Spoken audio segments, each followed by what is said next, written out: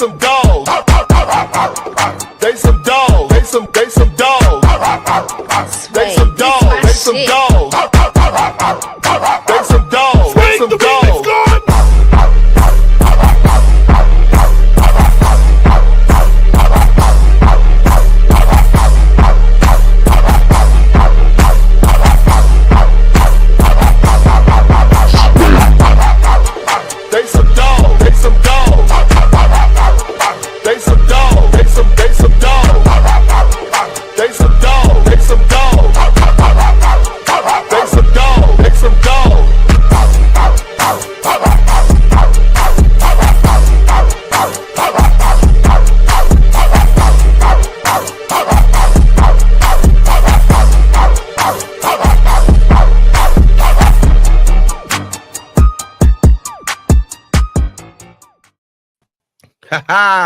What's going on YouTube? What's going on Facebook and all the social media networks? Once again, you're tuned into another episode of the Arterial Motors Sports Podcast Network, featuring the best of my dogs and BFO. And we got a great, interesting show for you tonight. But before we get to that, we got to get to the quick intro. Chrissy Cutie's in the building. Chrissy, let them know what's good, baby. My goodness, you are talking so fast, Marcus. Slow down. I mean, I know Ain't I no want to get need to the to game, slow. but chill. Ain't Hey, no need to and slow. look, I got my fancy drink tonight. You know what I'm drinking? What are you drinking, Christy? Okay, so everybody knows I don't drink alcohol. This is a Shirley Temple. I know. A what? It's a Shirley Temple. Oh, okay. And I'm drinking it because when I was younger, my dad used to run all these different hotels. He was the manager. And they all had bars, and I would go with him to work a lot, and I would go in the bar, and because I thought it was fancy, I would order a Shirley Temple. And since I don't drink alcohol after work lately, I've been making myself a Shirley Temple. So cherries included. So cheers. I like how you pause that. She wildin'. I don't drink alcohol. Then I'm like, oh, what? You don't drink after work? I don't drink alcohol at all. TP is in the building, y'all. Wild. TP is in the building. TP, let them know what's good, player. You know who this is. It's your boy Thorough from the My Dogs Podcast. Let's get it. We got a good one for y'all, and I can't wait to get into it. Yeah, minus the cherries. All right, y'all. If you didn't know, as you well know, Greg Newsome, one of our cornerbacks, was traded to the Jacksonville Jaguars. And I want to ask the cast tonight, the main reason, was this a strong move? Was this a dumb move? Was this a necessary move? And we always go ladies first. So, Chris, I got to ask you, how do you feel about this Greg Newsome trade and what we got in return? And with Campbell coming here, how do you feel about it right now? Looking at numbers, it's pretty bilateral or lateral, not bilateral. I guess it's just lateral. It's pretty even trade, because I guess like we got a 7th round pick. They got a 6th round pick for him. And, they're around the same age. They came from the same draft class. I kind of am happy because this, Newsome went to Northwestern, but this cat went to Georgia. And so, this dog, I should say. So he's a dog in college. He's a dog now. And so I'm kind of excited about this. I'm excited not to see Newsome dancing after every play that he tries to make and, then just walking off like nothing happens when he doesn't make his plays. So, I'm happy about this. All right. TP. What's cracking? How you feeling, player? What you think? I mean, me personally, I think which the piggyback off of what she said, she is right. It's basically an even switch, but just like with going to different teams, people sometimes play a little bit different. So hopefully, Greg Newsome is not a bad corner. So the guy that we got must means that he's not a bad corner. But the only thing that I'm hoping that we get out of this trade is Greg Newsome like to hold a lot. Greg Newsome like to get a lot of penalties. So now we got another man-to-man cornerback, and we're going to put him out there Sunday, and we're going to see how many penalties he come up with. If he come up with none, we won the trade. So I'm happy. No doubt. So financially, how do you guys feel about the finances when it comes to this trade? Is this one of the biggest reasons why the Browns made this trade? Because they have been talking about getting rid of Newsome for a while. We heard about this since last year, and they finally went out and did it. So I want to ask you guys, How does the money look to you guys? You think it was the right decision? TP, let me see how the money feel to you. Oh man. I mean, we're not paying for his contract. We was already, like you stated, that we were already going to get rid of Greg Newsome. So anybody that's crying that, oh man, I can't believe they made this trade. The Browns been talking, they've been flirting with trading him for 2 to 3 years. So he's been on the outs, and the big bag that the guy we got from Jacksonville paying that. So I'm good with it. I'm good with it. I just saw the list of we paying like 6 quarterbacks right now. So we need somebody to pay for some of our players. No doubt. Christy, Yeah. what you think? I don't pay much attention to numbers because I don't like numbers, but I did find out, like TP said, that Jacksonville paid this cat or this dog's. I keep saying this cat because, well, he was a cat. He's now a dog. But anyway, Jacksonville is paying for him to play for us. So, I'm cool with it, and we'll see what happens with our other people that are on, pup lists for Oh boy. Yeah. Anyway, let's move on. We're not gonna do the Deshaun Watson thing. We're not gonna do that. My thing is this, with that swap, man, it's crazy. Like I said, they already flirted with the money before.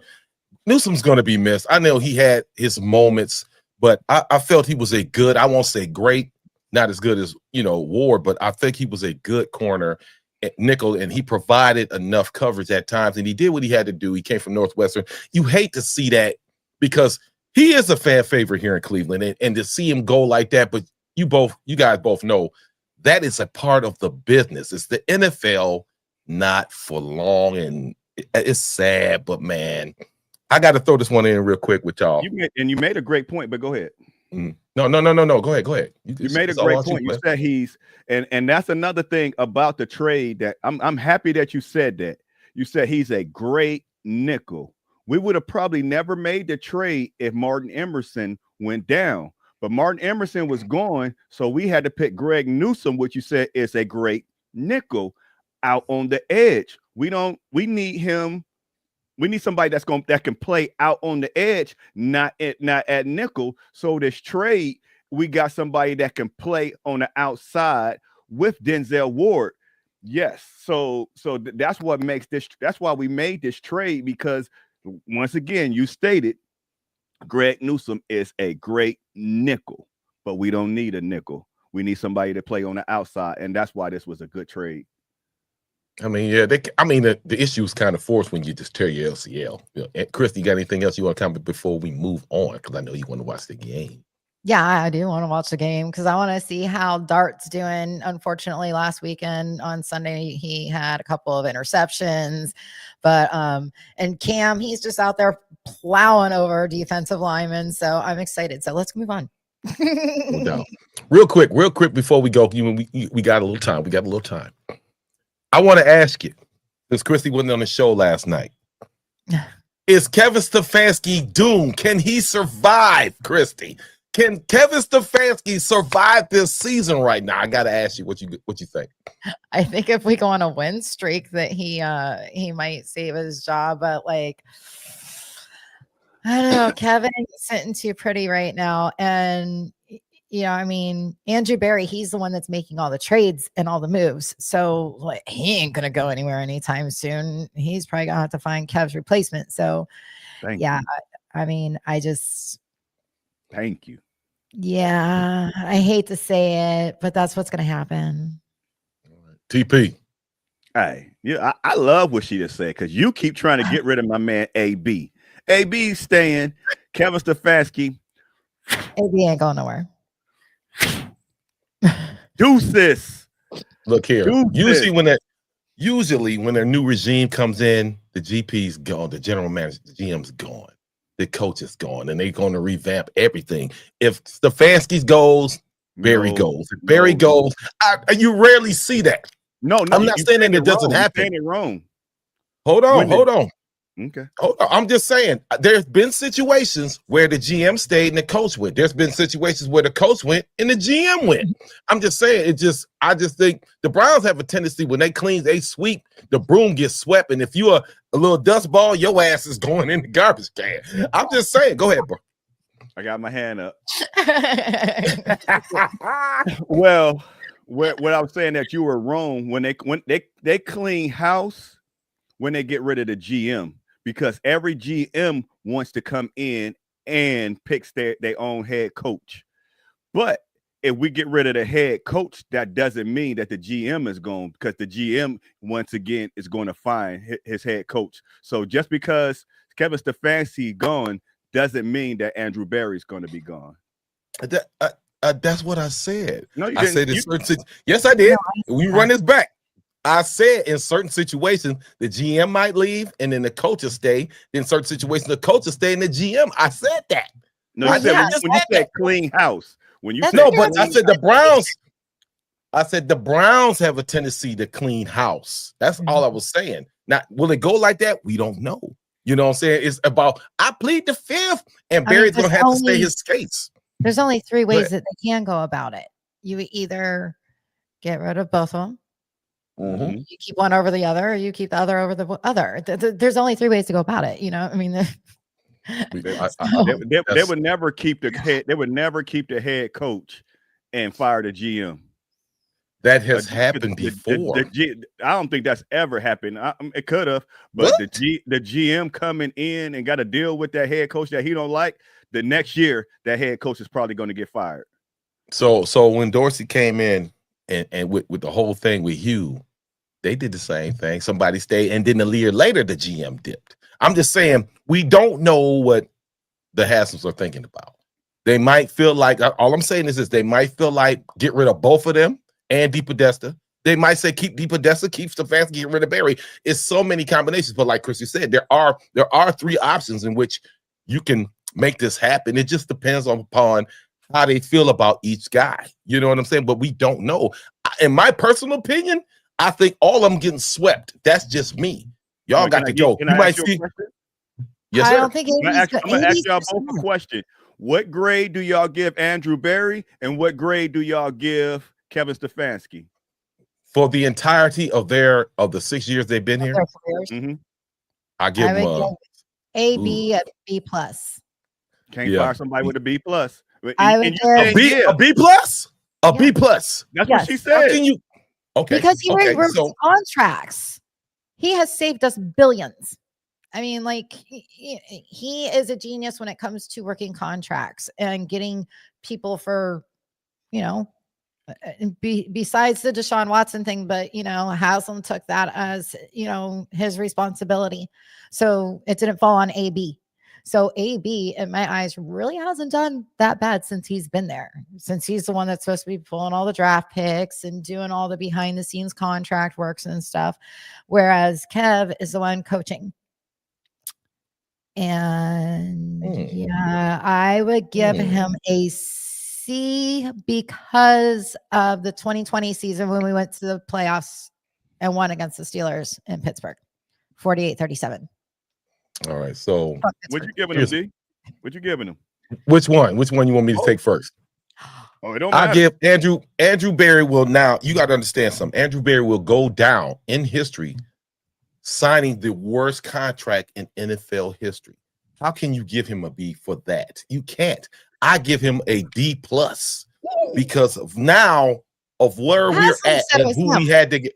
Hold on. Like you said, the numbers, you said he did the numbers. So if he signed the contract or made the contract, he's responsible. If he had the influence, that's something that we're going to have to deal with for years to come. And we still got to deal with your boy, number 4. We still got to deal with him for another year at least. So him doing that contract, when you see all the history books, when you look at all the NFL archives, you're always going to go back to that moment to when they were standing next to him. He was holding up the number 4 shirt. He's going to be infamous.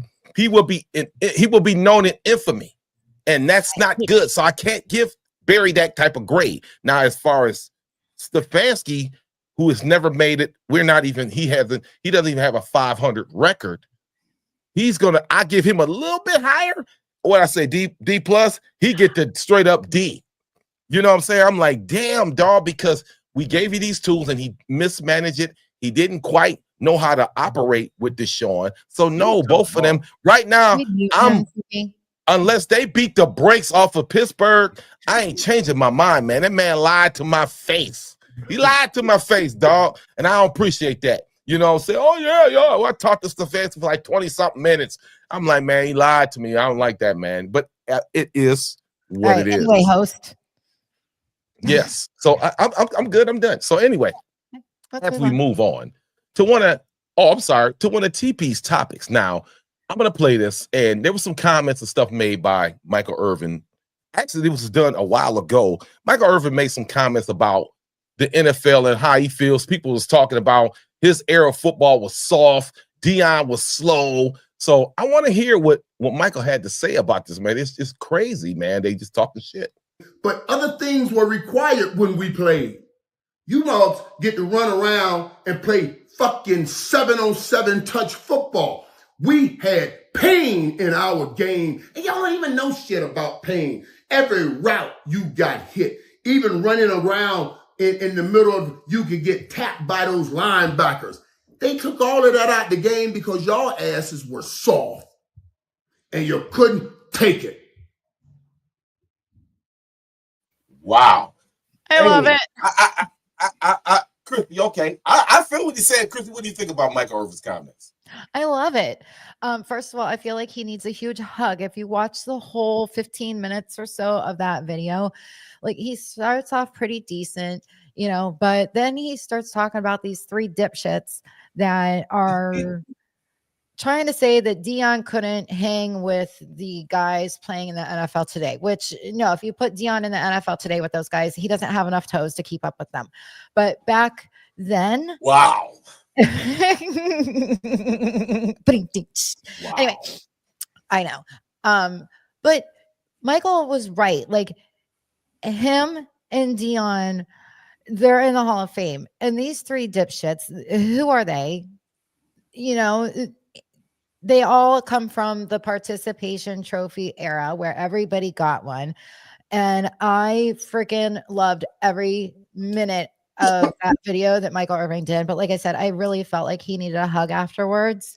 But I can understand why Miami Hurricanes are number 2 right now in the nation in college, because like he's got that heart. He's got that soul. And yeah, you know, they played tough back then. And when you look at like the guys that are out on the field now compared to what the guys look like then, they looked huge back then. Granted, a lot of it was padding because the pads have downsized, but they looked like giants back then. They don't look like giants anymore. And he's right. Like you can barely go out there and touch somebody before a flag is thrown. It's ridiculous. Everybody's soft. These three morons don't know what the hell they're talking about. Their show is called Truth Over Feelings or something like that. Or like Fact Over Feelings. Give them a plug. Yeah, like don't even go watch them because like, I haven't even watched them. I just watched what Michael put in his portion of his video, which, like I said, they're three dipshits. So I don't think that anybody should go look them up or listen to anything that they have to say because they're obviously morons. All right, TP. Well, as Christy stated, I'm gonna give you some backstory if y'all don't understand what the video was about. The video was about those guys. They stated that Deion Sanders never played with anybody with the speed that the wide receivers have today. Deion Sanders wouldn't have been able to play with these wide receivers today. Deion Sanders would have got burnt. Deion Sanders wouldn't have been able to be Deion. Deion played with slow people, and that's why Deion was great. And basically, that's what they were saying, that if Deion couldn't play in this era. But and Michael Irvin just led into him, and they're completely wrong. They're completely wrong. Michael Irvin was 100% right. Yep. Speed means nothing. And back when Michael Irvin, every time, if you were getting the ball or you wasn't getting the ball, you were getting hit. you were getting hit. Everybody got hit on every down, and everybody was scared to go across the middle.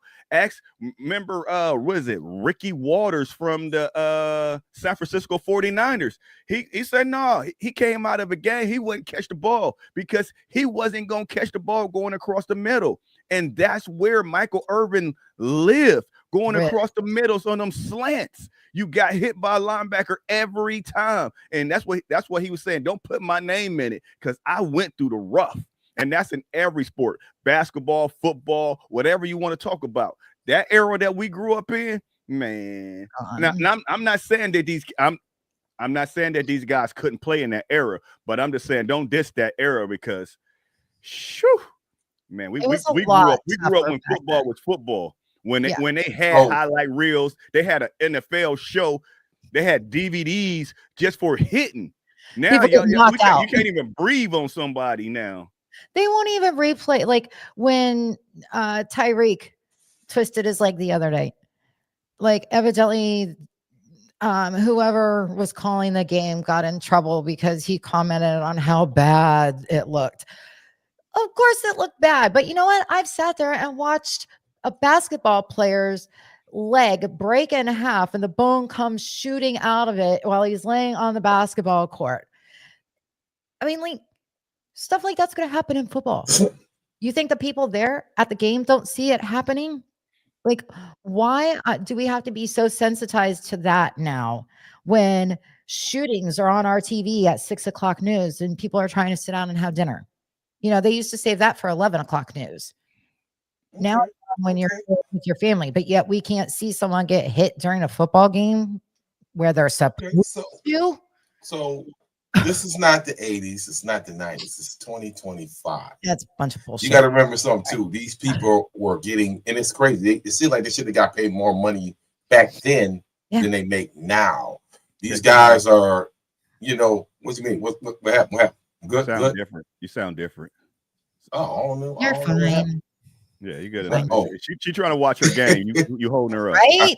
I know she's trying to watch the game. We trying to end it, but it's a different era now. Said that Dart is bowling out, so we need to go. all right, no doubt. But before we go, it's a different era now. These guys are getting multi-million-dollar contracts, and you have to try to protect that multi-million-dollar guy. So, but I'm not saying what Michael was saying was wrong at all. He did go through a lot of pain. Don't get me wrong. But now, when these guys are worth $20 million next to, they was getting $20,000 a game. It's a whole nother, you know, you have to do something to protect the player. The era has changed. Some of these guys, they are kind of like hybrid. The size, because he said they had the pass, she's absolutely correct. They look humongous. And when you met them in real life, they small as hell. So I think that changed. You know, they're trying to make the game last longer, make it more exciting, make it more eventful, so you can stand up all during the goddamn game and all that old craziness. But I get why they made the change. But what the guys are saying, I do think Deion, absolutely. If you're running 4.27 or 4.3, you can run with anybody. And speed does matter, TP.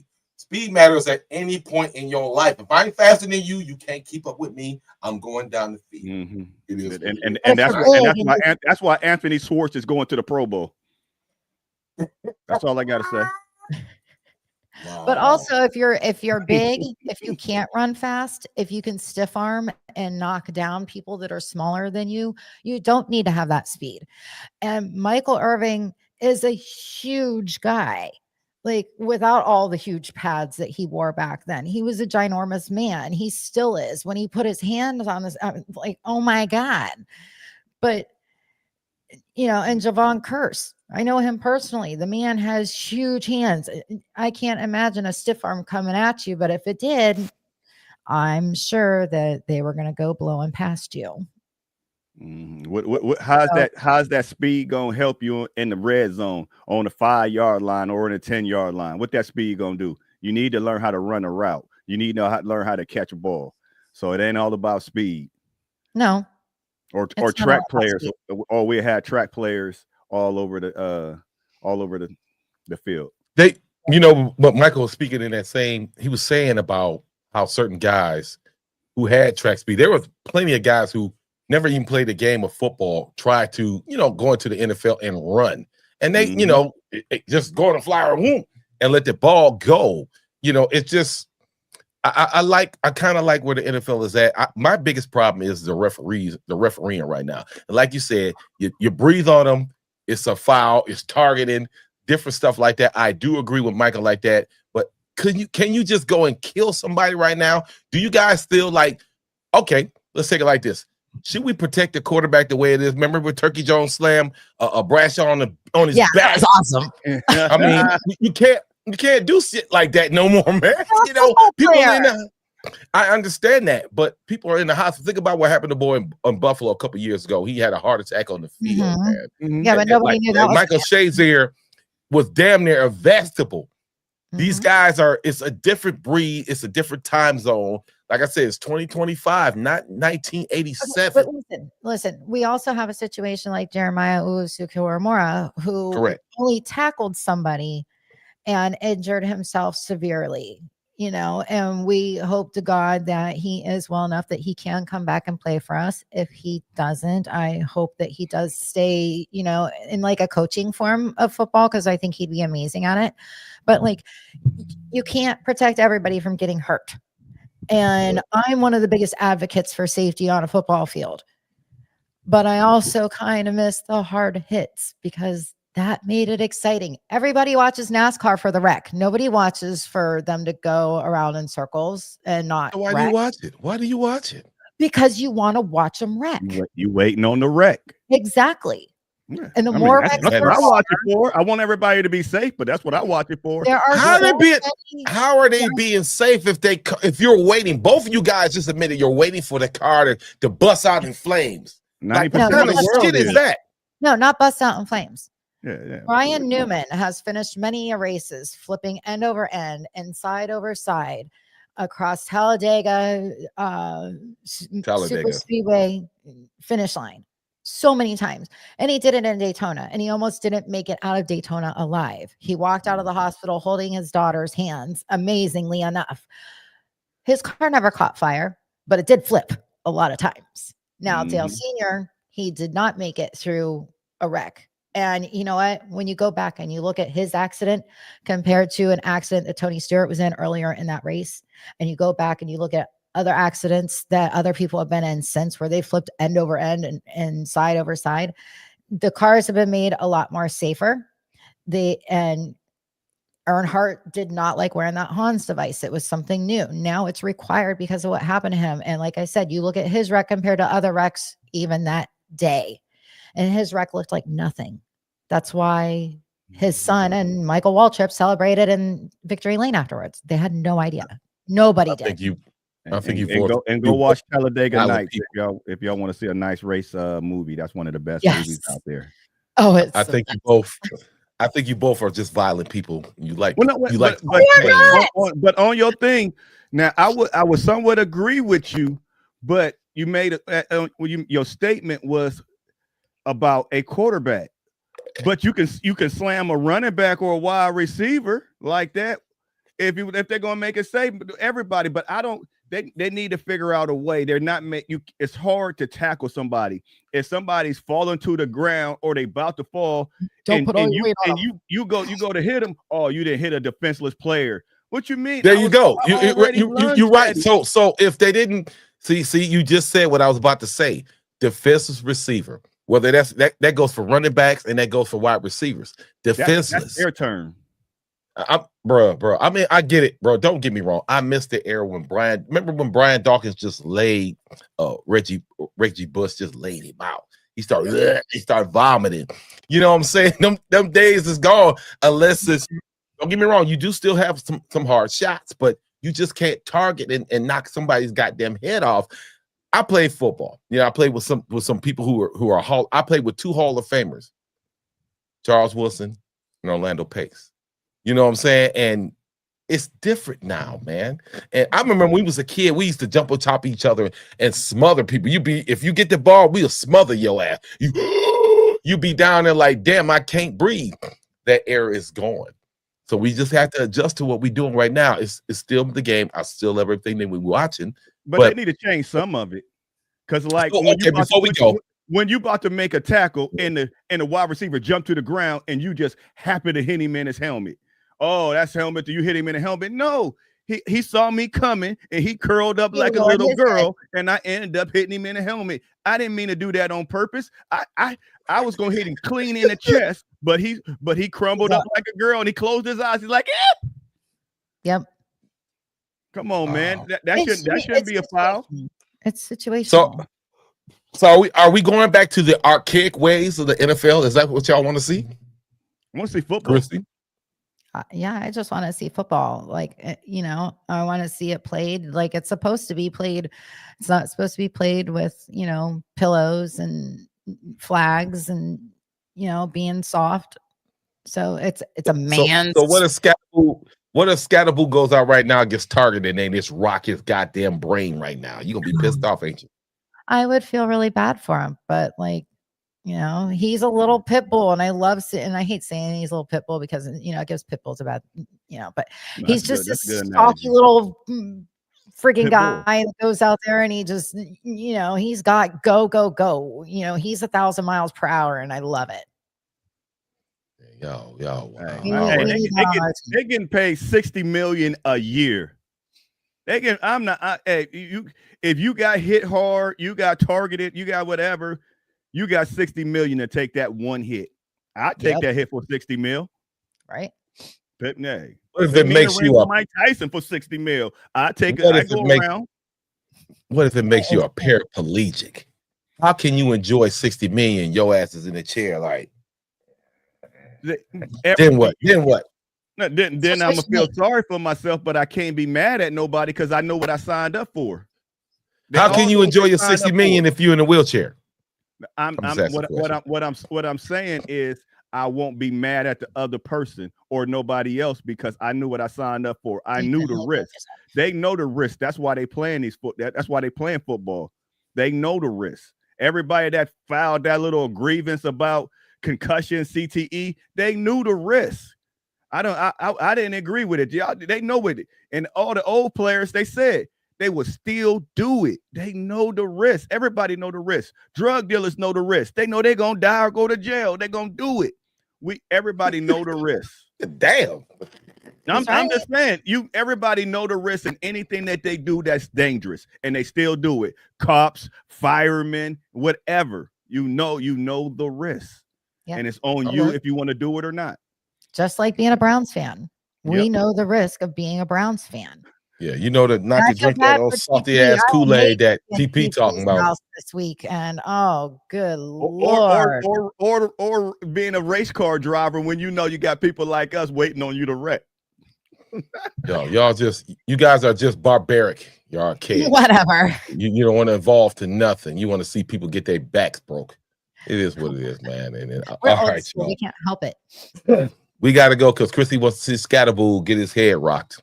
Stop it. Let me start him to kick ass. Wait. TP had something else to say. Go ahead, TP. What's good? Well, I want to say, everybody that's watching the Arterial Sports Motive podcast, I'm going to give you there you go. What I do Go ahead. Nothing. I'm gonna give y'all one reason why to watch this and why y'all should watch this every Thursday at 8 p.m. Everybody on ESPN and all the social media networks, they have female podcasters, people on air and all that stuff. But we have our own, and our own from day one, she said Jackson Dart was the guy that she wanted in Cleveland. I wanted Cam Ward. Cam Ward's not looking good. I don't know too many other females. So nobody give females credit. I don't know too many other females that watch college football faithfully and know what they talking about. So if you want to watch a female that knows what she's talking about, my girl Christy called it because I was cool with Jackson Dart, but I was a Cam Ward guy, and I just want to give her flowers and give her credit that Jackson Dart looked like he that dude. Thank you. I think since your old lady, excuse me, let me take that back because I won't get punched in the mouth. I think because Darlisha got on here, he trying to do a little something at the show. That's what he's trying to do. That's why he's trying to give up all the females. He's like, oh, baby, oh, you gave it up to all the... Yeah, you think you slick, man. You think you slick. I'm on to you. You're silly. Whatever. Marcus, you just hate the fact that I'm right about a lot of things because I'm your little sister and you would love for me to be wrong. But a lot of times I just come up with this stuff and I am actually, and I got one question, Marcus. Mm-hmm. What did you say about Jackson Dart? I was with when Chrissy said that about the Jackson Dart thing. I was with her. I was like, okay, cool. No. No. Wait, hold up. Video. We have video. Hold up. Oh, this is videotape. But she convinced me. I was like, okay, there it is. That's all I wanted to hear. Yeah. I'm giving her flowers. I was okay. I'll ride with that, but that's not what the Browns did, though. And she just hated on Shador. She was talking about. We ain't gonna talk about Shador. We're talking about where she was right at. Okay, but dude, how many? You said he threw like all these interceptions last week. He still got a ways to go. We have to see at the end of the season, did they make the right move? That's all I'm saying. Dable is desperate right now. He's desperate because he brought 2 veterans, and now you're down to your rookie. You know, the Brown situation is a little bit different. That's all I'm saying. Just look at it right. Well, she's right. I never said that she was about stuff. I never said that Chrissy was wrong, even when she said Odell was going to get hurt, and that's what happened. And she put it out there in the universe. I said something was going to happen. You did that was see that is that barbaric, archaic attitude you have. Break his legs and wrap it around his neck and eat his foot. That's how you felt. I wish that had happened, but that's not what happened. I would have loved to. He was on steroids, so it wouldn't have happened. Right? We got to dip. Who's he supposed to be suspended from playing with? That's what I want to know. Whenever he gets he's supposed to be what? He got suspended for 6 games. But he ain't playing. PEDs. Yeah, wow. All right, y'all. But he said he didn't do it. He said he said he never took a drug in his life. So whatever. All right, y'all. God damn it. We reached the end of the show. See, they're giving her flowers. Put her flowers up on the screen. They're giving her flowers. Put her flowers on the screen. Put the flowers on the screen. Put the flowers on the screen. Yeah. Oh, Daisy ain't a daisy a weed anyway. Like I was saying. Hey, we reached the point at the end of the show. Give a big shout out to Christy and TP. Like I say every week, make sure you go to fanatics.com for all your official license gear. Garnet caps taking one hit at a time. And like I say every week, go Browns, bitches! We'll see you in Pittsburgh at the end of the week. Peace. And the Gators ate Arch Manning for lunch last week.